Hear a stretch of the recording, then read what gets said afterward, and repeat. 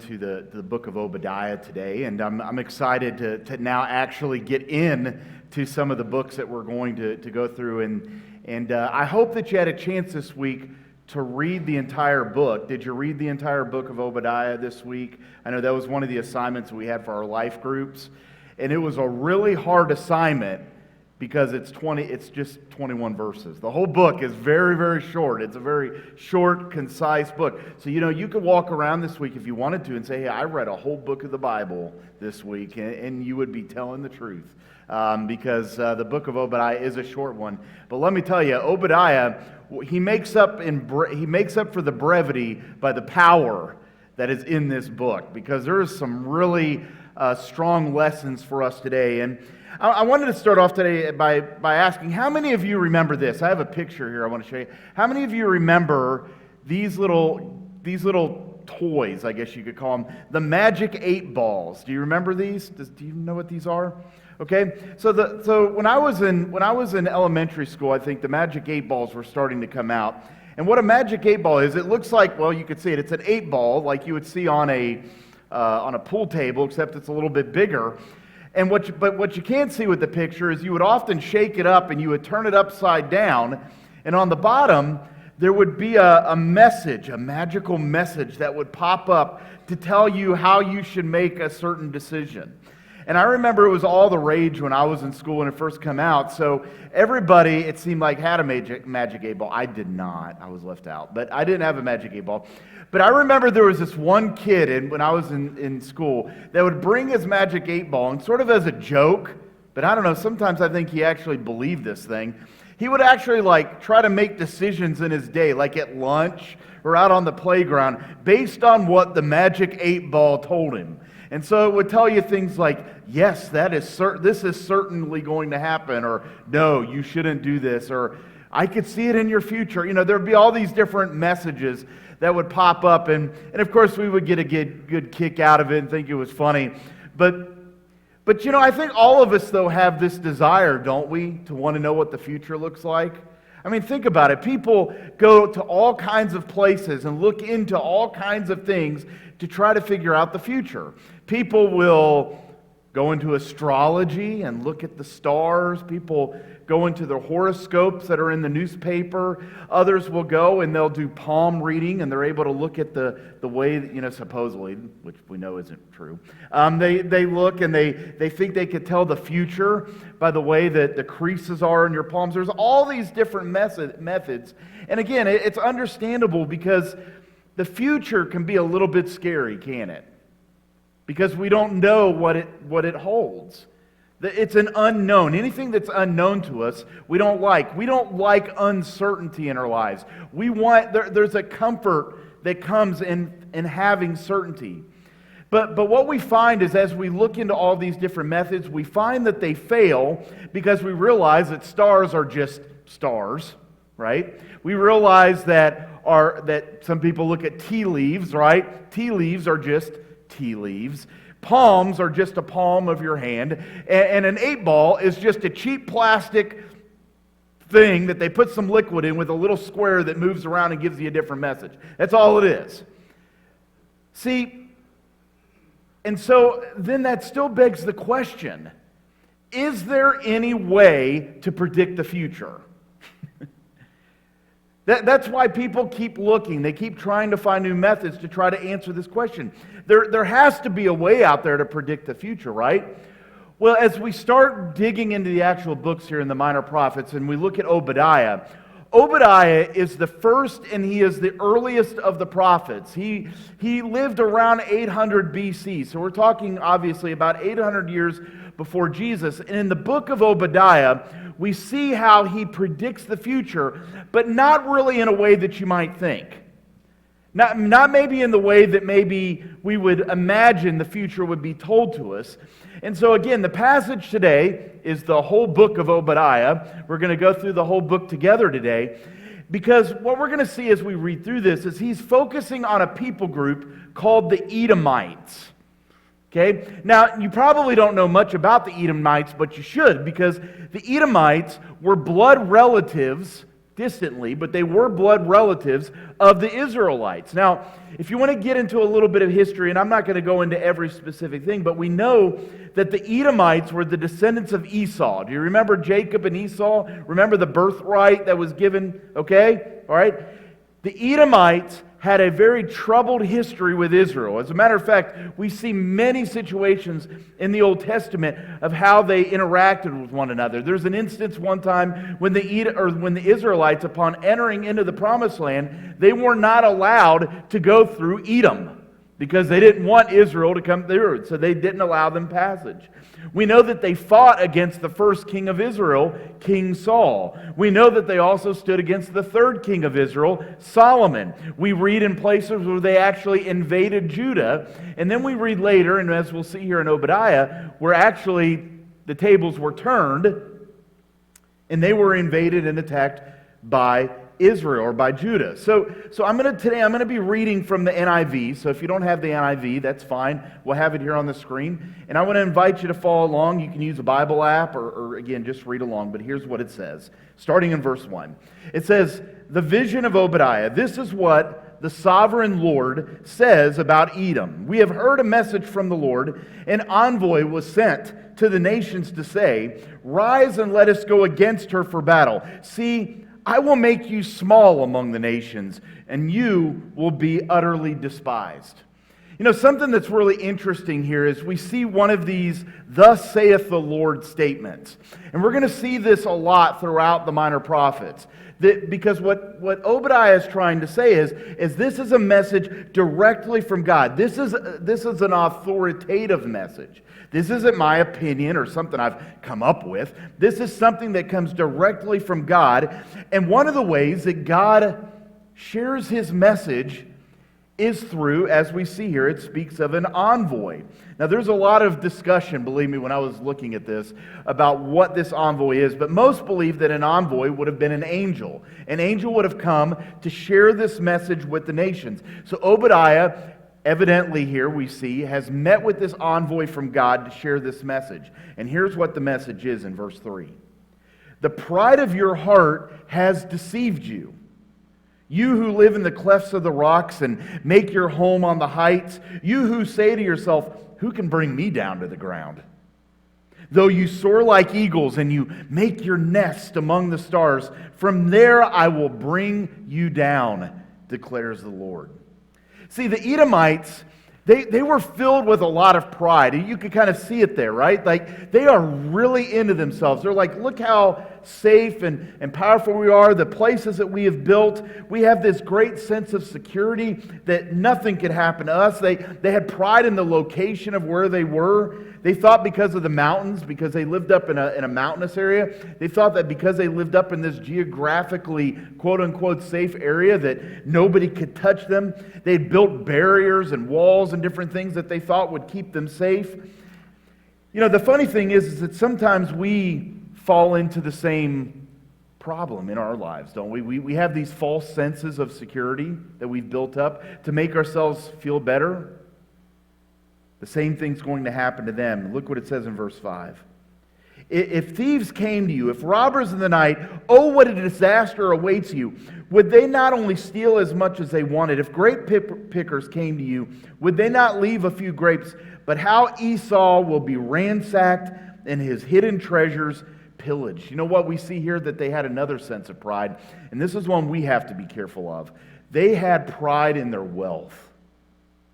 They thought, our bank accounts look good, we've got plenty of food, life is good, we're safe, nothing can happen to us. We know that the Edomites also controlled a really important trade route. There was a road that went through Edom that was very essential in the Middle East. And so a lot of their wealth came from being on this trade route. So they thought, hey, life's good, nothing could ever happen to us. But then look at verse 7. It says, "All your allies will force you to the border. Your friends will deceive and overpower you. Those who eat your bread will set a trap for you, but you will not detect it." So we see another sense of pride here. They thought that their friends were going to keep them safe. They thought the people in their lives were going to keep them safe. Maybe it was their family members. Maybe it was their other associations with other nations who were around them. They thought, oh, we're safe, we're good friends. But yet we see here what? Obadiah is saying, no, you're going to be deceived. You know, sometimes in our lives we think that there are relationships that can save us. Maybe if I was just married, I'd be happy. Or maybe if I just had these certain friends. Or maybe if I just had that authority or that kind of relationship with that person at work, that I would be happy then. They're making the same mistake. We make the same mistake. Because in that day, in verse 8, declares the Lord, will I not destroy the wise men of Edom, men of understanding in the mountains of Esau? So now we see something else, don't we? They thought that they had all the smarts. They thought that their wisdom would protect them, that their wisdom would keep them out of trouble. We can make the same mistake too. We can think that if I just know enough, if I have enough intellect, if I have enough college degrees, that somehow that can protect me. I mean, I feel like we see this in our world today in most areas. I think we see it in politics, where we have politicians who are always afraid of admitting that they're wrong. I think we can even see it in education, because sometimes in education, we think that it's education that will save us. I don't know if you realize this, but a couple of the most highly educated nations in the history of the world have created some of the greatest calamities. Back in World War II, Germany was considered one of the most highly educated cultures up until that point that had ever lived, and look what they did, right? So education in and of itself cannot save us. And that's what Obadiah is warning them. He also says in verse 9, he says, you warriors, O Taman, will be terrified, and everyone in Esau's mountains will be cut down in the slaughter. See, they had pride in their armies. They thought that they were safe behind their armies. And we can make the same mistake too. We can think that we're safe behind weapons. So why was Edom in trouble? What was the problem here? What's Obadiah getting at in verse 10? He says, it's because of the violence against your brother Jacob. You will be covered with shame, and you will be destroyed forever. You know what? Really what it comes down to, God is saying that destruction is coming their way because they broke their word. They broke their word. They broke their word with Israel. Their future was bleak because their word was weak. That's what it comes down to. They didn't keep the covenant that Esau had made with Jacob. And because of this brother's quarrel, their future was not a good one. And let me tell you, it came true. We know that historically, we know that eventually that the Edomites were conquered by Judah. We also know that it later fell into Arab hands. There was another group called the Nabateans who came along. It was again subdued by a guy named Judas Maccabees. I don't know if you've ever heard of him, but Judas Maccabees is the character who's at the center of the story. We've heard of Hanukkah before, right? Hanukkah is connected with Judas Maccabees, who was a leader of the Jews when they fought against the Greeks. Okay? So we know that the Edomites eventually were vanquished and destroyed, and even today no longer exist. And then he goes on to say in verse 11, on the day you stood aloof with strangers, carried off his wealth, and foreigners entered his gates and cast lots for Jerusalem, you were like one of them. See, it wasn't just because they stood against Israel and because they had broken their word, but it was because they stood by and they did nothing. They saw the wrong that was being propagated, that was being committed against Judah and Israel, and yet they just stood by and did nothing about it. Have you ever heard of this saying before? I'll put it on the screen. The only thing necessarily for the triumph of evil is for good men to do nothing. You ever heard this before? You know, Edmund Burke is often associated with this quote. We're not sure that that's actually from him, but the quote is obviously a real one. And that's exactly what Obadiah is saying here. He's saying, you're seeing the evil that's being perpetrated against your brother, Israel, and you're doing nothing about it. And he goes on to say in verse 12, you should not look down on your brother in the day of his misfortune, nor rejoice over the people in Judah in the day of their destruction, nor boast so much in the day of their trouble. You should not march through the gates of my people in the day of their disaster, nor look down on them in their calamity in the day of their disaster, nor seize their wealth in the day of their disaster. You should not wait at the crossroads to cut down their fugitives, nor hand over their survivors in the day of their trouble. You see here, they broke their word and they stood by when evil was committed against them, and eventually, they joined in. They had a lot of fun celebrating the misfortune of other people. They enjoyed seeing other people hurt. You know what? Sometimes, and maybe I'm sure all of us at some point, we've maybe done something similar. Maybe not in the exact same way that the Edomites would later do to Israel, but how many of you have ever cheered against an opponent football team? How many? Okay, I know we got a lot of Colts fans. I'm sure many of you back a few years ago watched a lot of Patriots games and were secretly going for whoever was playing the Patriots, right? You wanted quote unquote evil to come down on those Patriots, right? I know it's not the same thing. I know it's sports, but what I'm saying though is that sometimes we can fall into this trap of wishing evil on somebody who has maybe committed evil against us. You know, Jesus told us what? To love our enemies. That's in essence what Obadiah is saying Edom should have done. Yes, maybe you don't get along with Israel. Yes, maybe you're still upset about the whole birthright thing that happened. But you know what? Love your enemy. Don't wish evil upon someone else. Don't stand idly by when someone else is going through something in their life that's horrific, a disaster, as he kind of lays out there in the text. See, Jesus, he teaches us to love our enemy, and it also means that we should desire for our enemy to have the best. You know, speaking of football, I ran into a really interesting story that I never heard of that I wanted to share with you today. There's this really unusual football game that occurs every year in the town of Grapevine, Texas. And it all started back a few years ago with what I'm about to share you. There was going to be a football game between a school called Grapevine Faith Academy and against the Gainesville, Texas State School. Now, Faith Academy is a Christian school. It was very successful with football. But the Gainesville School is a high security youth correctional facility that has a football team that would go out and play games. The prison team, that first year that they played each other, had only 14 players, and they played every game on the road because nobody wanted to go to the correctional facility to play, you know. So they ended up with a record of 8-0, and they only scored twice that entire year. These players from the Gainesville State School. Their players were teenagers. They had been convicted of crimes that ranged from drugs to assault to robbery. Most had families who had disowned them. They wore outdated, used, messed up shoulder pads and helmets.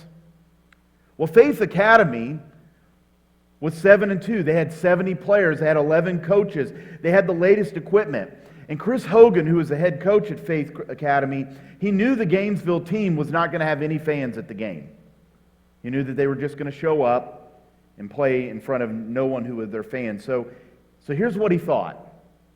He says, what if half of our fans and half of our cheerleaders cheered for the other team? Now, when he sent out this email to all the parents and all the people at the school, they thought he was going crazy. But he told them in the email, he said, here's a message I want to send these players on the opposite team from the Gainesville State School, that you're just as valuable as any other person on the planet. He wanted them to know that. Now, some of his players asked him, they're like, Coach, why did you do this? And here's what he said. He said, imagine that you don't have a home life. No one is there to love you. No one is pulling for you. Imagine that everyone pretty much has given up on you. Now imagine what it would feel like and mean to you for hundreds of people to suddenly believe in you again. Well, the idea took root. On the night of the game, when the 14 players showed up at the field and they went out there, they were shocked to find that there was a banner that the cheerleaders had made for them to come running through at the beginning of the introductions of the game. They looked over in the stands on their side of the field, and the stands were just full of people. They had cheerleaders who were there cheering for them. The fans were calling them by their names. Isaiah, the quarterback, and the middle linebacker, he had to do two roles. He said, I never in my life thought I would hear parents cheering for me to tackle and hit their own kid. But that's exactly what happened. He said, most of the time when we come out, people are afraid of us. You can see it in their eyes, but these people are yelling for us, and they know our names. And after the game, the teams got together at the 50-yard line to pray. And Isaiah, who was this young man, surprised everyone and asked if he could pray too. And he prayed, Lord, I don't know what just happened, so I don't know how or who to say thank you to, but I never knew there were so many people in the world who cared about us. And on the way back to the bus, and obviously they were from a correctional facility, they were under guard, each one of these players was handed a burger and fries, a Coke and a candy bar, and a Bible and a letter from a player from Faith Academy. See, in Proverbs 3:27, it says, do not withhold good when it is in your power to act. See, this was the sin that Obadiah had, or that the Edomites had committed, that Obadiah points out to them. They had the power to act. They had the power to do the right thing, and they didn't do it. Well, in verse 15, it says, the day of the Lord is near for all nations. As you have done, it will be done to you. Your deeds will return upon your own head. Just as you drank on my holy hill, so all the nations will drink continually. They will drink and be as if they had, look what it says, as if they had never been. We also see another phrase here. I mentioned to you earlier, we're going to see in the minor prophets, thus saith the Lord a lot. Now we see another phrase we're going to see a lot, the day of the Lord. The day of the Lord, simply put, is a time when God comes into prominence and He makes Himself known in a special way. This can be through an event. This can be through a person like we see in Jesus. It will be in the final judgment. Now notice, though, that the warning that Obadiah gives here goes beyond just that, though. He's saying that this is a warning not just to Edom. This is a warning to all nations. You know, Jesus commanded us to do unto others as we would have them do unto ourselves, to me, to you. Obadiah says the same thing here. Do you see that? Obadiah proclaims that we should want what's better for others, even if we don't maybe agree with them or like them. Because look in verse 17. But on Mount Zion, so notice there are two mountains. Now we have the second mountain. Mount Zion will be deliverance. It will be holy, and the house of Jacob will possess its inheritance. The house of Jacob will be a fire, and the house of Joseph a flame. The house of Esau will be stubble, and they will set it on fire and consume it. There will be no survivors from the house of Esau. The Lord has spoken. People from the Negev will occupy the mountains of Esau, and people from the foothills will possess the land of the Philistines. They will occupy the fields of Ephraim and Samaria, and Benjamin will possess Gilead. This company of Israelite exiles who are in Canaan, they will possess the land as far as Zarephath. The exiles from Jerusalem who are in Sepharad will possess the towns of the Negev. So here, you know what we see?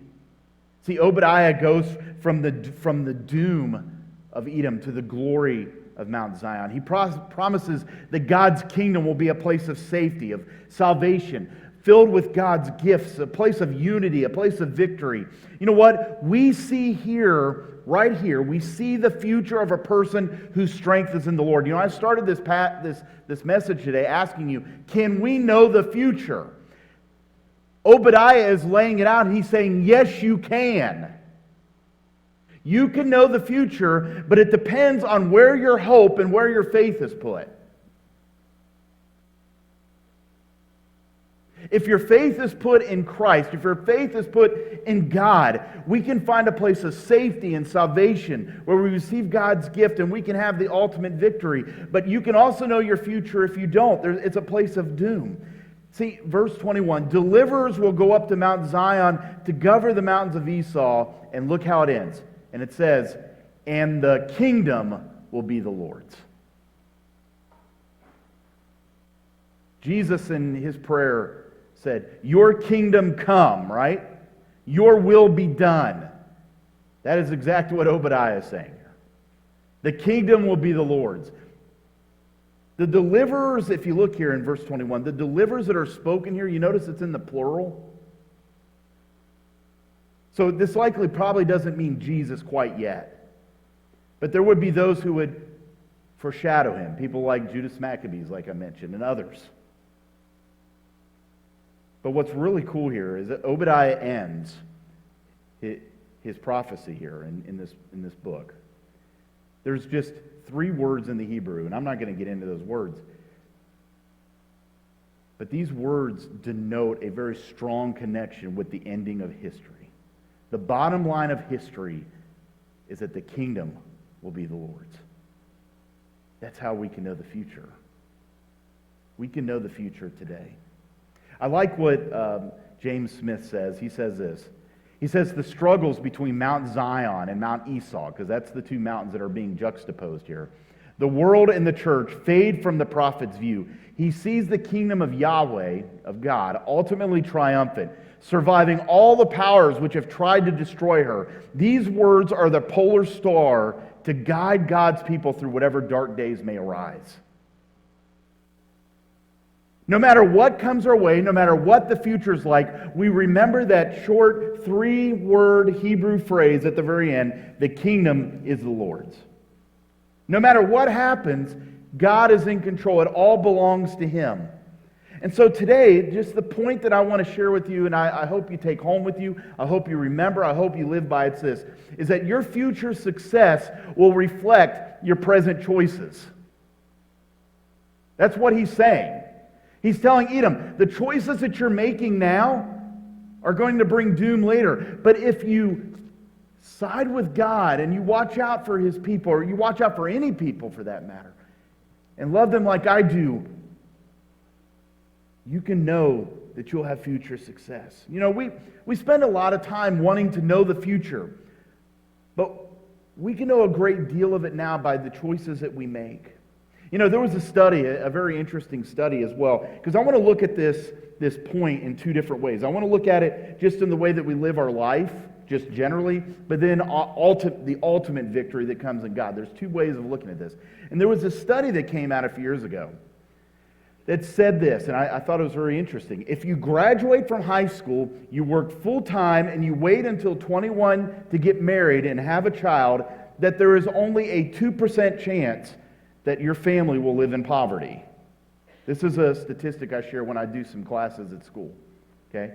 The statistics show only 2% if you do those things. But if those things are not done in that order, there's a 76% chance of it happening. So see, the choices you make have a direct influence on what your future will look like.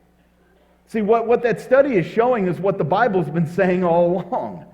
There's a prescribed way of doing things to have a successful life. Your future success will reflect your present choices. So the principle of these choices today, they affecting your future, it's true. Ultimate success comes in who your hope is in. See, who you put your hope in reveals if you really have it. I want to go back just briefly to some of the things that the Edomites were trying to have hope in. Hope in what you have today may not be what you have tomorrow. They thought everything was all good. Life was fine. They were safe. They had plenty of money. They were living out kind of remote away from everybody, so they thought their geography protected them. But what you have today, what you're comfortable in today, you might not have it tomorrow. So don't put your hope in it. Life is easier when you make good choices, but we also know that life also happens. Things happen. Bad things do happen to quote-unquote good people. That's just the way this world is. You lose a job. The stock market crashes. Your health goes bad. Your income goes away. That's why it's important to put your hope in one who will come through. The kingdom will be the Lord's, right? In Colossians 1, Paul says, "To them God has chosen to make known among the Gentiles the glorious riches of this mystery, which is Christ in you, who is the hope of glory." He is the one that will last. No matter what comes tomorrow, he'll still be there. He's not going away. Now here's another thing. If you hope in what you know today, it may not be applicable tomorrow. As we see, life, well, yes, it can be easier if you get training or education. But what happens when you've learned things and it's no longer needed and it goes away? Are you going to put your hope in that education and what you've learned, or in Christ? You know what? I thought it would be interesting. Here's a few jobs that no longer exist. People trained a long time for these jobs, some of them. How about switchboard operators? That was a knowledge that people had 50, 100 years ago, right? Don't really have people doing that today. Here's another one. Did you know that there used to be a job of clock winders? They would have to go around and wind the clocks. You didn't have electricity, right, to keep the clocks going. You'd have to wind them. I don't think anybody in here is a clock winder, all right? Maybe if you are, I'd like to know more about your job. How about another one here? This is another one. Icemen. They would go out and cut ice and deliver it, and they had different ways of storing it in the summer. And see, these are people who had knowledge and understanding, who learned these things, but eventually those understandings weren't really needed anymore, right? Because things changed. See, what I'm saying is that what you know today may not be needed tomorrow. So don't put your hope in what you know. Put your hope in Jesus. In Romans chapter 5, it says, "Hope does not put us to shame, because God's love has been poured into our hearts through the Holy Spirit who has been given to us." See, hope doesn't come from a job. Hope doesn't come in all these different places that we try to find. It comes to us purely and unadulterated through Jesus himself. Here's another one. If you're going to hope in your people in your life today, those people might not be there tomorrow. We all know that life is better with relationships. Relationships are important. But the fact of the matter is because of the sin in our world and the death that surrounds us, those people may not be there tomorrow. Or it may not even be death. It may be a friend that betrays you. Or maybe a family member that moves away. Those people may not be there tomorrow. Don't put your hope even in the people in your life. We put our hope in Jesus, who's always present and who's always there. In 1 Peter it says, "Praise be to the God and Father of our Lord Jesus Christ. In his great mercy he has given us new birth into a" what? What does it say there? "Into a living hope through the resurrection of Jesus Christ." A living hope. Again, this is a hope that doesn't go away. It doesn't die. It's eternal. So I want to challenge you today to hope more where hope lasts. Hope more where hope lasts. Hope in a person who is there to protect you. Our money, our friends, our family, our education, it might make life easier, but it cannot protect you for eternity like Jesus can. See, the Edomites thought that they had the right people and the right smarts and the right location, that would protect them, but it didn't. We have to put our hope in Jesus first and foremost in our lives. You can know your future when you know Jesus, because we hope in the person who saves, and that's who he is. You know what? A friend, they might get you out of a tough spot every now and then. Money, yeah, it might pay for a big bill and get you out of a hole. Or education, maybe it could get you that good job. But nothing you do can save you. Nothing you do. It's what Jesus has done for you. And so my challenge today is this. I want to challenge you to identify a situation in your life where maybe you are feeling a little bit insecure, or maybe you are a little insecure, and invite Jesus into that situation. Will you invite Jesus into that and say, you know what? That is not where my hope is. Here is my hope. That's what I want to invite you to do. You know, for me, I'll share with you, one of the things, and I'm sure many parents have this insecurity, but for me, one of the insecurities that I work through and I have to continually hand over to God is my own children. Sometimes I worry about my kids, right? Not that they're doing anything, but I just worry for their futures, right? I think all parents find themselves in that position. And what I have to stop and do is I have to say, okay, God, they're yours. They're not really mine. They're yours. You've blessed me with having them and being a part of their life, but you are in control. You are over them. Now for you, maybe it's your kids, but maybe it's something else. This week, I want to challenge you to hand that over to Him and say, I'm going to put this situation, this person, whatever it is, in His hands. He is the one who is able, right? Because what did Obadiah say there at the end? Because the kingdom is the Lord's. He owns it all. It's all in His hands. So I want to invite you to do that today. Because see, when we hope in the right place today, we'll have a brighter future tomorrow. If we hope in the right person today, we can have a future tomorrow. So again, I'm asking, going back to the question we started with, can you know the future? You bet you can. You can know the future. But it's not about what you do, it's about who you know. And that's where the Edomites messed up, and that's where we can't. Because the brighter future is not all that complicated. We don't need a magic 8-ball to tell us what the future is going to look like. We just need a relationship with the God who holds the future in His hands. That's what we need. And so here for a moment, I want to invite you. We're going to just take a moment to close our eyes. I'm going to ask you a few questions. I think this is important for all of us to think about here for the next few moments.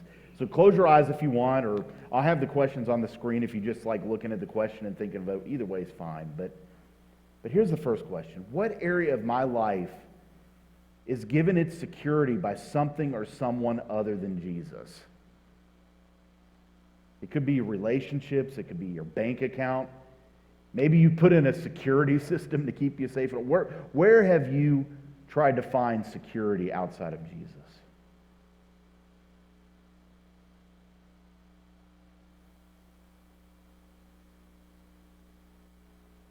And then the next question is, why are you relying on those things to bring you hope?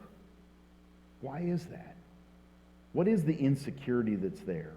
Maybe it's a drive to try to take care of things yourself.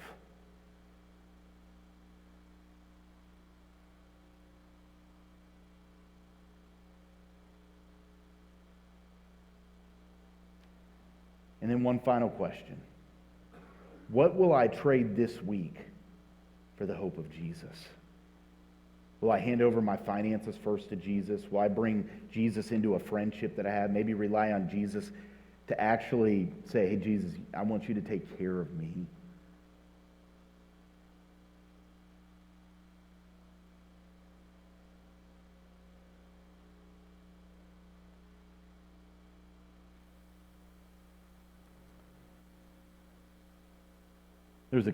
You can open your eyes. There was a cute story that I saw this week. There was a nurse who was in a pediatric ward, and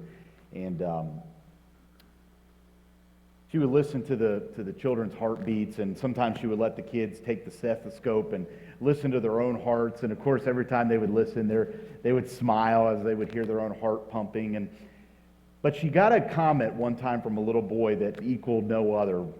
One time as she put the stethoscope into his ears, and as he heard his own heart, she said, listen, what do you hear? What do you think that is? And he was puzzled for a second, and then he looked back at her, and his face broke out in a little grin, and he said, I think that might be Jesus knocking.